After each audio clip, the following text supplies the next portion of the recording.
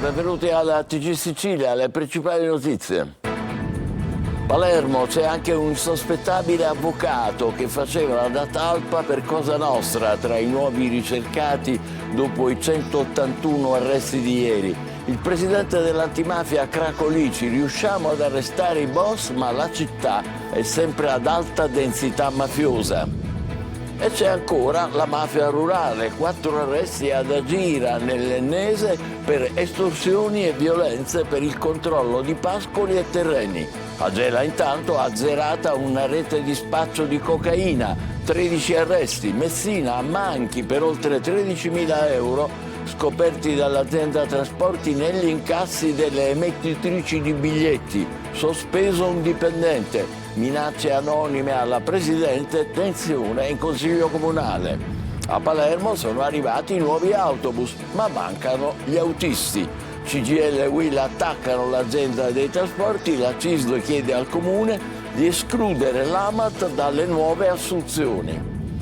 Catania, ottava di Sant'Agata, torna su Antenna Sicilia e Telecolor, devoti tutti, stasera dalle 19 in diretta, la messa celebrata dall'Arcivescovo e poi su Antenna Sicilia la processione in Piazza Duomo. Sempre a Catania, la fontana Tondo Gioeni, dopo soli 7 anni, è già un monumento al degrado, con le lastre di marmo che si staccano dalla parete.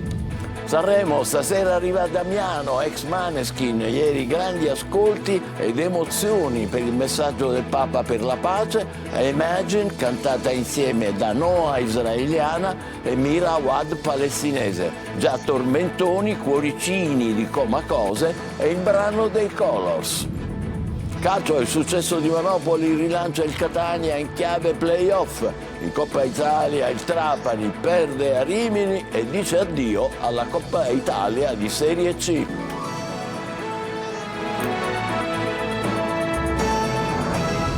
Bentrovati. A Palermo ci sono nuove indagini dopo i 181 arresti per mafia di ieri. Adesso gli investigatori si concentrano sulle talpe che hanno agevolato Cosa Nostra, avvertendo boss e picciotti di imminenti blitz e della presenza di microspie. E fra loro c'è anche un insospettabile avvocato. Simona Mazzone. Informatori pronti a spifferare notizie riservate su imminenti blitz e sulla presenza di microspie. Mancano i nomi degli insospettabili che avrebbero agevolato i boss nell'elenco dei 181 fermati nella maxi operazione dei carabinieri a Palermo. Anche un avvocato già iscritto nel registro degli indagati che aveva telefonato a uno dei capi di Cosa Nostra chiedendo di incontrarlo per 5 minuti. Lo avvertirà delle indagini e delle microspie in macchina. L'indagine è adesso concentrata sulle talpe che a più riprese hanno aiutato i boss di Palermo e provincia. Grazie alle intercettazioni, nonostante il linguaggio criptato, gli inquirenti stanno scavando a fondo per rintracciare gli informatori del clan. Forse devo andare 2-3 mesi in Germania, diceva uno degli organizzatori di scommesse online, costretto a doversi allontanare dall'Italia. Si portano a tutti, hai capito? Spiegava il suo interlocutore. Mafiosi aggiornati, in grado di sfruttare le ultime tecnologie e il dark web per acquistare le armi, impegnati a reclutare affiliati affidabili, a fare soldi col narcotraffico, con cellulari criptati per contattare l'esterno. È stata proprio quella tecnologia però a incastrarli, un malfunzionamento del sistema e la chiamata all'appello di tutti i partecipanti della chat ha fornito agli inquirenti i nomi dei boss serviti sul piatto d'argento.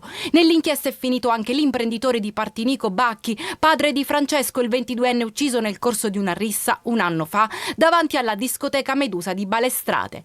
Tra gli arrestati Angelo Barone, accusato di gestire per i clan il redditizio settore delle scommesse online e del gioco d'azzardo. E in manette anche il 22enne Gaetano Fernandez, indagato assieme al fratello, protagonista a 14 anni del film Sicilian Ghost Story sulla vicenda del piccolo Giuseppe Di Matteo, sequestrato, imprigionato, poi sciolto nell'acido dalla mafia corleonese per far tacere il padre che stava collaborando con la giustizia.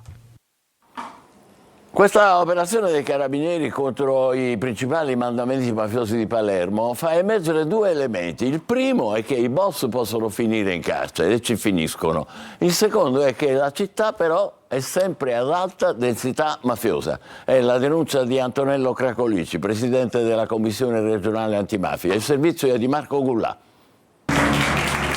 Una battaglia vinta, come si vede anche dall'esultanza dei tanti carabinieri, ma non la guerra. L'operazione di ieri a Palermo ha azzoppato ancora di più Cosa Nostra, ma come ha ribadito il procuratore De Lucia, la mafia vive ancora. Vive perché sono stati registrati oltre 50 episodi di estorsione, certificando la sottomissione di tanti commercianti e imprenditori. Vive perché, come è emerso dalle intercettazioni, i boss comandavano anche mentre erano reclusi in carcere. Con i microtelefonini Ilo Presti, padrini del mandamento di Portanuova, davano la benedizione per i pestaggi, commissionavano estorsioni, facevano videochiamate. Uno scenario inquietante, le carceri che diventano permeabili e luoghi dove vige il codice di Cosa Nostra. Il carcere è un luogo dove ognuno fa quello che vuole. Ho parlato di alberghi a 5 stelle proprio perché negli anni '80 le nostre carceri erano grand hotel, dove si entrava e si usciva,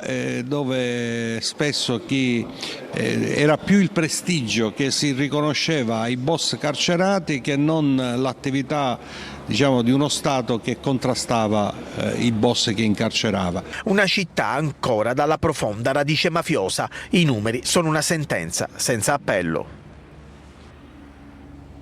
E c'è ancora comunque la mafia rurale. Ad agire in un'operazione della direzione distrettuale antimafia di Caltanissetta 4 arresti tra esponenti appunto della mafia delle campagne. Scoperte violenze ed estorsioni per il controllo di pascoli e terreni.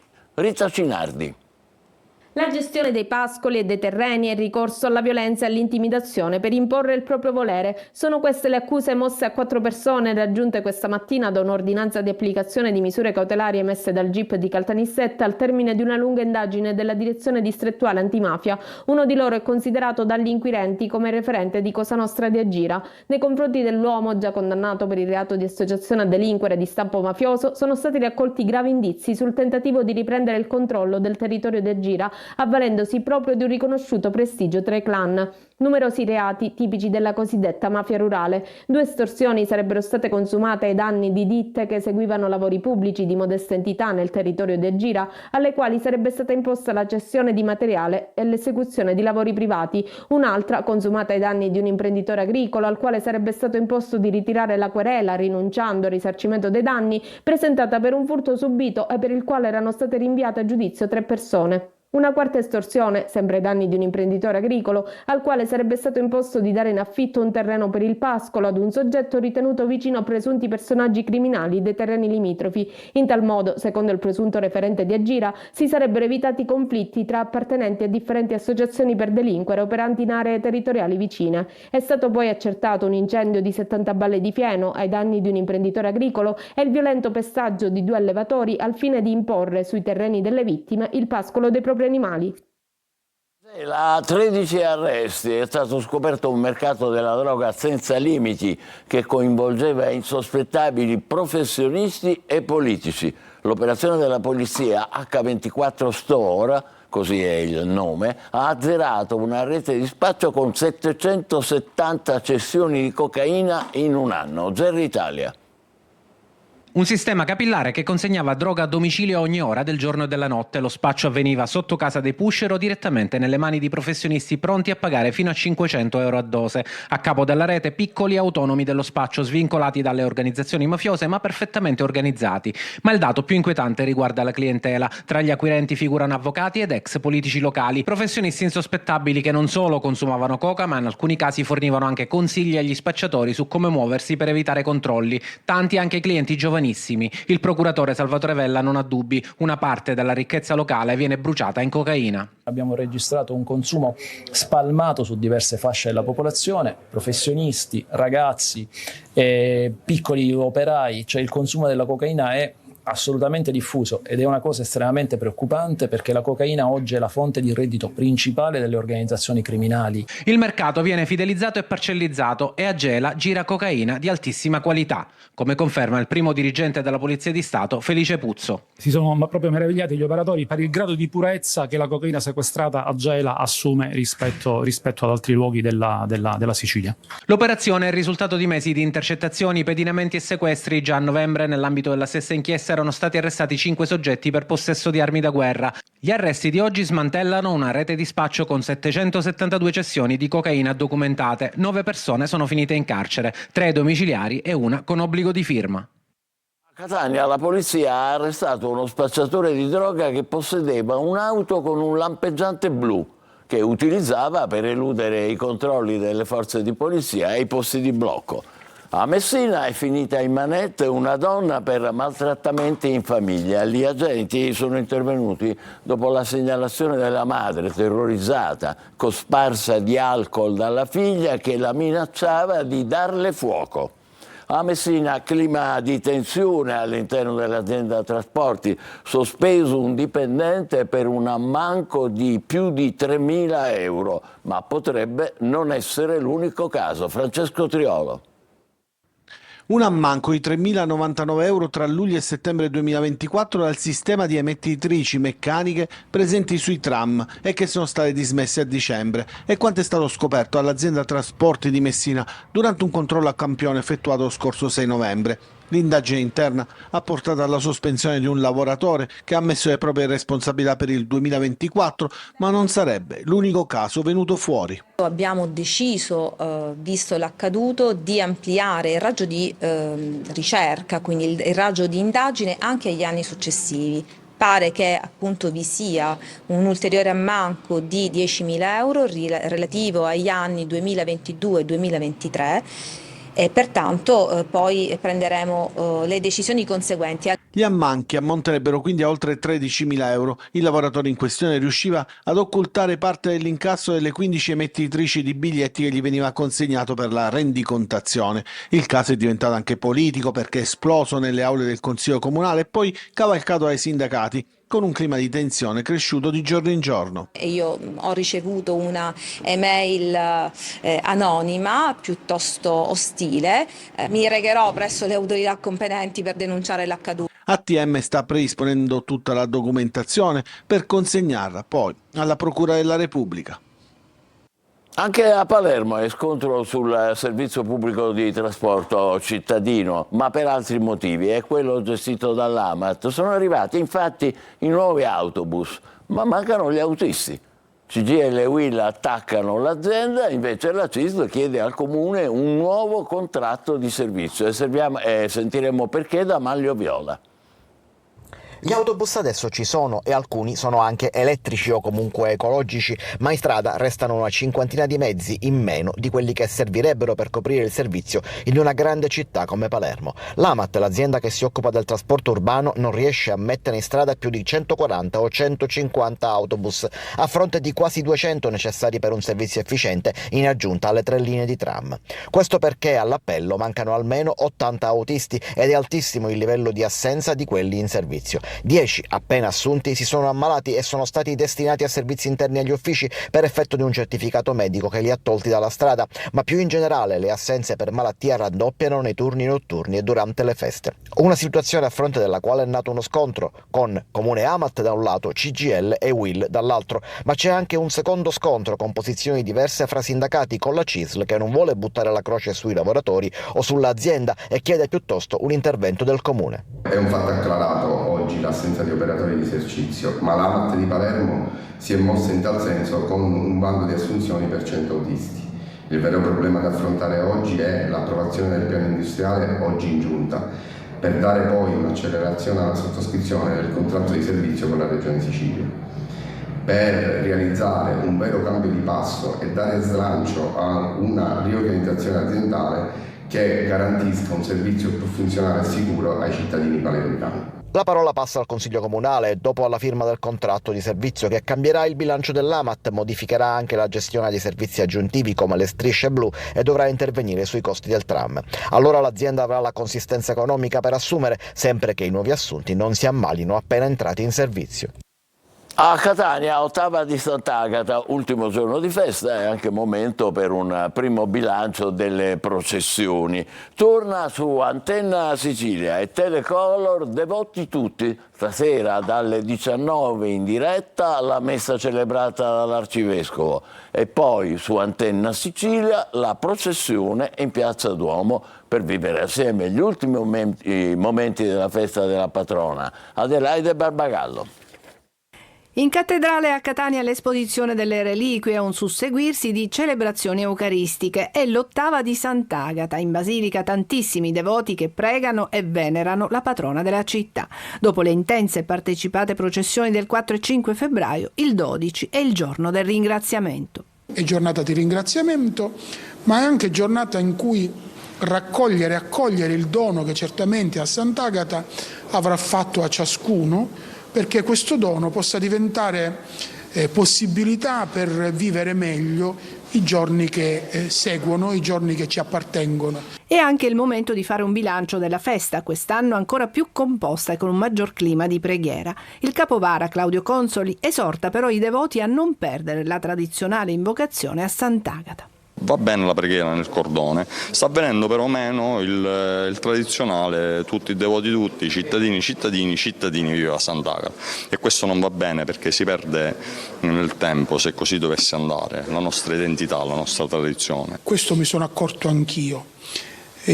Alla parola cittadini non corrisponde alle volte la risposta viva Sant'Agata. I telespettatori di Antenna Sicilia e Telecolor potranno vivere ancora una volta in diretta gli ultimi momenti dell'ottava di Sant'Agata. Alle 19 a reti unificate, dunque su Antenna Sicilia e Telecolor la messa celebrata dall'Arcivescovo Luigi Renna e poi la processione in Piazza Duomo, trasmessa in diretta solo su Antenna Sicilia. Appuntamento dunque a più tardi con ancora una volta devoti tutti, anche in streaming sulla siciliaweb.it.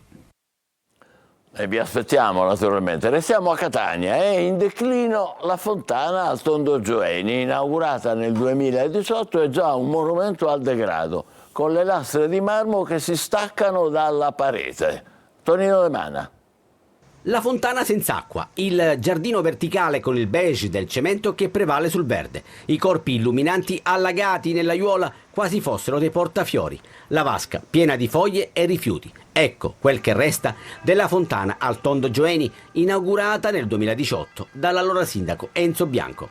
A distanza di 7 anni è già un monumento al degrado, sotto gli occhi di migliaia di persone che percorrono la circonvolazione di Catania.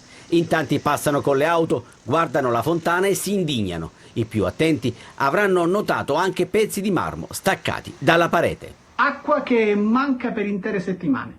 Ma la cosa ancora più grave è che troviamo pezzi di marmo a terra ed altri che stanno per cadere. Prosciugata ed abbandonata, un destino che accomuna il monumento al Tondo Gioeni al parco Beppe Montana, entrambi realizzati da un'amministrazione di altro colore politico. Invito l'amministrazione attuale ad occuparsi di questa problematica nell'interesse della cittadinanza tutta, ma non vorrei che accadesse quello che è accaduto nelle passate amministrazioni, quando per colore diverso politico questa fontana veniva abbandonata. Spero che l'amministrazione faccia un passo avanti. Di bianco resta soltanto il colore del pavimento e delle mattonelle, colpa del calcare presente un tempo nell'acqua. Un'intensa attività esplosiva è in corso nel cratere di sud-est dell'Etna, lo fa sapere l'Istituto di Geofisica e Vulcanologia di Catania. Il fenomeno è osservato dalle immagini delle telecamere termiche di sorveglianza del vulcano. Musica e TV, c'è attesa per la seconda serata del festival a Sanremo, oltre ai cantanti in gara, nuovi super ospiti, fra loro Damiano, ex frontman dei Maneskin. Ieri sera emozione per il messaggio del Papa per la pace e la canzone Imagine, cantata in duetto da Noah israeliana e Mira Awad palestinese. La nostra inviata a Sanremo Veronica Barbarino. Tutta l'Italia o quasi, come dice il testo di Gabri Ponte, scelto come jingle ufficiale del Sanremo di Carlo Conti, ha seguito la prima serata del festival. Un momento significativo della serata è il messaggio di Papa Francesco sulla pace, seguito dall'esibizione di Noah, israeliana, e Mira Awad, palestinese, protagoniste di un duetto mano nella mano sulle note di Imagine, in lingua ebraica e araba. La musica può aprire il cuore all'armonia. Ora l'attenzione si sposta sulla seconda serata, che vedrà, oltre ai cantanti in gara, dei super ospiti, tra cui Damiano David, ex frontman dei Maneskin. Vive ormai a Los Angeles, ma il suo cuore è in Italia, dove tornerà questa sera per calcare per la terza volta il palco dell'Ariston, la prima da solista dopo la vittoria nel 2021 con la band e il trionfo all'Eurovision. È attesa per la sua esibizione alla luce della sua nuova versione da divo anni 70, dal look retro, che abbandona la apprezzata versione rocchettata. E di certo comunque l'attesa magari da tutti coloro che seguono ormai da anni il destino dei Maneskin di sapere se ci sarà un futuro o meno. Non so se Carlo Conti oserà rivolgere la domanda che molti italiani ormai affezionati proprio alla conformazione Maneskin si stanno ponendo. Non ci resta quindi che aspettare appuntamento a stasera per nuove emozioni dal palco dell'Ariston. Vedremo dunque, e con Sanremo, lo sapete, arrivano anche i tormentoni che ci porteremo almeno fino all'estate. Un festival, questo di quest'anno, meno dance rispetto all'anno scorso, ma con una buona quota di hit da radio che sono già entrate in testa. Eva Spampinato. Cuoricini, cuoricini. Sui cuoricini dei Comacose siamo tutti d'accordo. Dalla prima nota si capisce che è loro la canzone tormentone del Festival di Sanremo 2025. Ritmo anni 80, fresca, leggera, spensierata e paracula al punto giusto per invadere non solo l'etere radiofonico ma anche le storie di Instagram. Non deludono gli sfornatormentoni più premiati dell'estate scorsa. I The Colors si esibiscono per ultimi, ma mettono il cappello sul podio dei brani che sono già hit. Mi piace un minimo, mi aspetti a Mykonos, in ogni rendezvous, bugie si dicono. Con le canzoni di Sanremo si sa, i cantanti fanno il pieno per arrivare fino all'estate, quando il sole e il calore lasceranno spazio a nuove rime, ma fino ad allora siamo sicuri che anche la canzone di Sara Toscano tormenterà le radio. Anche se ti scorderò in un club il sabato. La quota al ritornello da storie social la vince Willy Peyote con Grazie Mano Grazie, unico testo politico del festival dal taglio intelligente e progressista. Grazie ma no, grazie ma no. La catanese Marcella Bella, che fisico e che look, porta all'Ariston la quota dance del festival e il ritornello Woman Power che mancava. Il podio finale si conoscerà solo tra qualche giorno e se Giorgia pare essere un punto fermo, Fedez potrebbe essere la rivelazione della classifica. Dentro i miei occhi, guerra dei mondi, tu mi conosci meglio di me. Belle, brave, eleganti, decise, Elodie e Rose Villain non deludono. Fuori legge. Bene, ci fermiamo per la nostra pausa, subito dopo il calcio, con il Catania che pensa alla sfida casalinga contro la Casertana e il Trapani che dice addio alla Coppa Italia. A dopo.